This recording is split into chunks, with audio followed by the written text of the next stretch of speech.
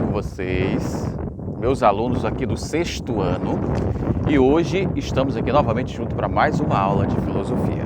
Pois é, eu trouxe vocês aqui para um ambiente novo hoje, para a gente conversar, dialogar mais um pouquinho, tá bom?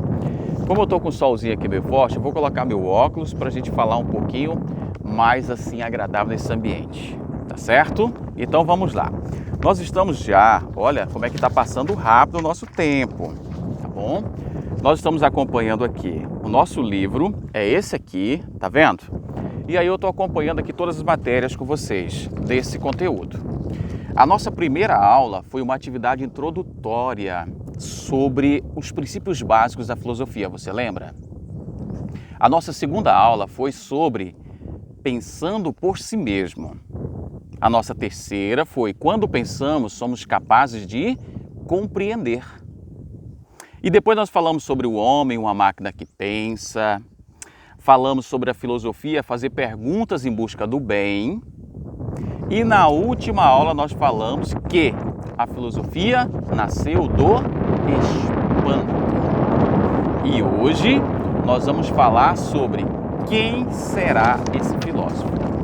Nós falamos da filosofia, do filósofo e tudo mais. E aí hoje nós vamos tentar falar um pouquinho sobre quem será esse filósofo. Quem que é esse filósofo? Porque para ter a filosofia tem que ter o filósofo. E aí quem é o filósofo? A filosofia, ela tem um papel muito importante no mundo, de suma importância mesmo.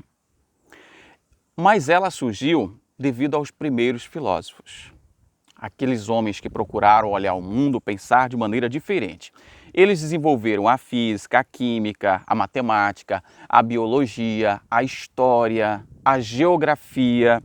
Tudo foram esses filósofos que foram desenvolvendo. Então todas as matérias que você estuda foram desenvolvidas por algum filósofo. Tá bom? E aí?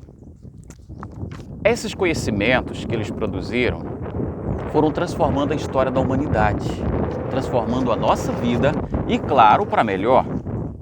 Então esses homens foram geniais, eles desenvolveram conhecimentos, habilidades, tudo que melhorou a nossa vida, tá certo?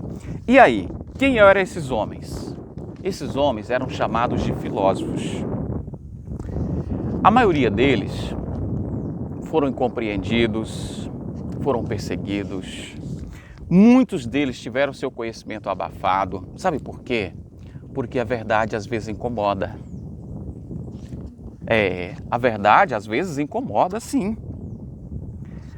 E eles foram muito perseguidos, porque trouxeram a verdade que muitas vezes incomodava os poderosos, quem estava no poder, quem oprimia as pessoas, né? Então assim, esses eram os filósofos, esses homens, os filósofos. Mas olha só, vamos falar um pouquinho mais. Então esses filósofos, mesmo apesar de terem sido perseguidos, abafados e tudo mais, eles deixaram a sua marca na história da humanidade. Deixaram. Esses filósofos, eles buscaram a verdade, combateram a ignorância. Quando nós falamos de ignorância aqui, não estamos falando de uma pessoa grossa, mal educada. Estamos falando de alguém que não tem conhecimento.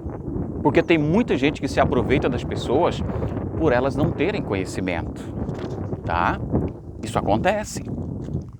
E então os filósofos combatiam essa ignorância, a falta de conhecimento, a dominação, a exploração das pessoas. Porque a verdadeira filosofia, ela tem como objetivo a felicidade.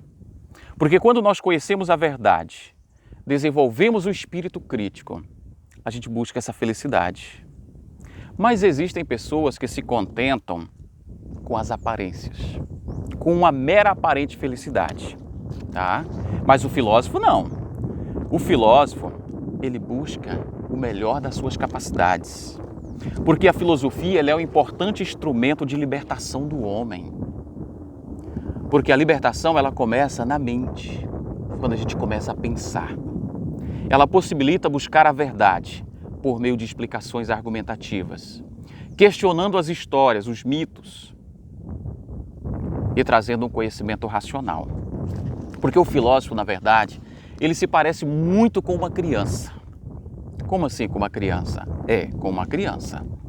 Porque a criança, ela sempre quer saber o porquê das coisas. Lembra do seu irmãozinho mais novo, seu priminho, sua sobrinha? Ou você que queria, mãe, que isso? Por quê? Por quê? E aí começava-se os porquê, buscar as explicações. E a criança também, ela se encanta quando ela vê algo novo. Pela primeira vez que você viu algumas coisas, é legal, se encanta, tá? Por quê? A criança, ela se encanta diante do novo, do conhecimento. Mas perguntar o porquê, às vezes incomoda os adultos. Tem adulto que não quer responder. Mãe, que isso? Por quê? Por quê? Aí logo a mãe diz, especula com farinha, menino. Larga de perturbar o juízo, menino, pelo amor de Deus. E aí você vai lá, você quer saber, você pergunta, mãe, por quê? Menino, de novo, tu já está aqui perguntando, menino, peraí. Às vezes os adultos se incomodam, porque eles já estão conformados com o mundo que conhecem, com as coisas, e então eles não estão muito preocupados em buscar a essência das coisas. Mas as crianças não podem se conformar. A criança, ela tem que ser o filósofo, ela tem que buscar entender tudo aquilo que estiver ao alcance dela, tá bom? Nem todos os adultos sentem a vontade para responder a pergunta das crianças, mas nem por isso você deve deixar de perguntar. O filósofo e a criança têm em comum a admiração pelas coisas novas, as coisas extraordinárias. A admiração é um sentimento de alegria, move o coração do filósofo e da criança. Diante daquilo que aparentemente deveria ser simples, mas é algo grandioso. Por exemplo, uma flor. Eu gosto muito de flores. E aí a gente se pergunta, peraí, como é que nasce ali da semente uma planta, ela cresce? E como é que ela dá flor? E como é que da flor nasce um fruto, que nasce uma outra semente, que vira uma outra planta? E é algo fantástico, né? É só o poder de Deus, é só a maravilha de Deus para poder fazer isso. E olha só, toda criança, como filósofo, se surpreende diante disso. As demais pessoas já se acostumaram com o que está aí. Elas não querem saber se é verdade ou se não é, se está certo ou não. Já se acostumaram. Mas você não. Porque você é meu pequeno filósofo, meu aluno de filosofia. Você é o pequeno filósofo. Você precisa buscar esse conhecimento ao máximo possível. Porque aí, essa é a atitude filosófica. Procurar compreender. E aí um grande filósofo que buscava isso era o filósofo lá no início de tudo, Tales, o filósofo Pitágoras de Samos, que ele era matemático, um homem excepcional, e ele buscava essa verdade. Inclusive ele foi o pai da matemática, sabia? Pesquise, Pitágoras, tá bom? E aí os filósofos e as crianças têm em comum, tá? Esse desejo de buscar o conhecimento, ir além na arte de espantar-se, se encantar, se deparar com algo novo e aí admirar. Essa admiração se transforma em conhecimento e as ideias vão aparecendo, se organizando e aí pela experiência se torna um conhecimento. Mas muitas vezes se deixamos levar pela alegria da descoberta. E paramos por aí. Mas não podemos deixar a dúvida. Se há uma descoberta, ela precisa avançar, se tornar conhecimento. E aprofundar e buscar essa verdade. Porque a dúvida, ela precisa gerar uma descoberta. Às vezes há uma angústia, uma tristeza, mas precisa também haver admiração. Porque aí, quanto mais a gente aprende, mais a gente quer aprender, mais a gente fica esperto, mais a gente tem conhecimento e mais conhecimento a gente quer ter. Porque não tem tristeza maior do que a falta de conhecimento, a ignorância. Isso é muito triste. Mas vamos lá para a nossa atividade. São duas atividades, questões para pensar, lá em cima na folha, na última página, e questões para pensar lá embaixo. O que pode cooperar no desenvolvimento do pensamento crítico das crianças? É uma pergunta para você responder. E que ações ou posturas dos adultos impedem o pleno desenvolvimento dos pequenos pensadores? às vezes não responder as perguntas, não estimular. As perguntas incomodam os adultos? Você acha que incomoda? Pergunte para algum adulto que está aí perto, para sua mãe, seu pai, seu tio, algum adulto, seu irmão. Pergunta para eles se eles se sentem incomodados com as suas perguntas. Você é paciente com a pergunta das outras pessoas, das outras crianças, quando começam a questionar e começam a repetir as mesmas perguntas? Você tem paciência com eles? E aí?